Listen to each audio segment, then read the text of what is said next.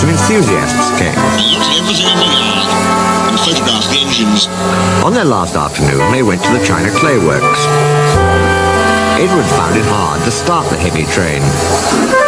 "Did you see him straining?" asked Henry.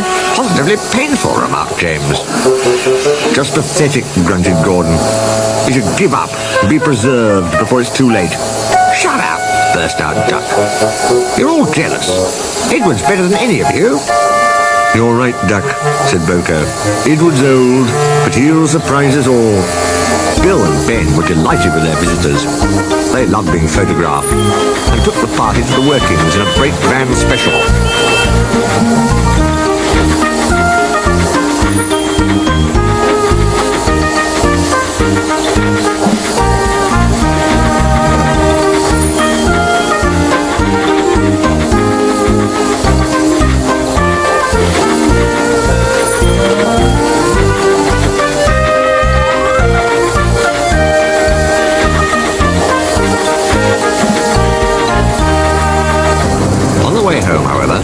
The weather changed. Wind and rain buffeted Edward. His sanding gear failed, his wheels slipped, and his fireman rode in front, dropping sand on the rails by hand. "Come on, come on, come on," panted Edward breathlessly. "This is dreadful." But there was worse to come. Before his driver could check them, his wheels slipped fiercely again and again. With a shrieking, something broke and battered his frame and splashers up and out of shape. The passengers gathered round while the crew inspected the damage. Repairs took some time. "One of your crank pins broke, Edward," said his driver at last. "We've taken your side rods off. Now you're a single, like an old-fashioned engine. Can you get these people home? They must start back tonight." "I'll try, sir," promised Edward. They backed down to where the line was more nearly level. Edward puffed and pulled his hardest, but his wheels kept slipping and he just could not start the heavy train. The passengers were getting anxious. Driver, fireman and guard went along the train making adjustments between the coaches. "We've loosened the couplings, Edward," they said. "Now you can pick your coaches up one by one, just as you do with trucks."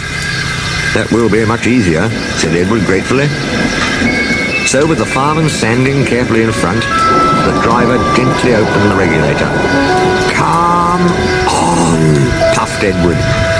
He moved cautiously forward, ready to take the strain as his tender coupling tightened against the weight of the first coach. The first coach moving helped to start the second helped the third, and so on down the train. "I've done it, puffed Edward, his wheels spinning with excitement. "Steady, boy," warned his driver, skillfully checking the wheel slip. "Well done, boy. You've got 'em, you've got 'em." And he listened happily to Edward's steady beat as he forged slowly but surely up the hill. The passengers were thrilled. Most had their heads out of the windows. They waved and shouted, cheering Edward on. The fat controller paced the platform. Henry, with the special train, waited anxiously too. They heard a beep beep. Then, battered, weary but unbeaten, Edward steamed in. The fat controller stepped angrily forward. He pointed to the clock. The excited passengers swept him aside. They cheered Edward, his driver and fireman to the echo before rushing off and getting Henry's train. Henry steamed away to another storm of cheers, but not before everyone knew Edward's story. Edward went thankfully to the shed, while Duck and Boko saw to it that he was left in peace.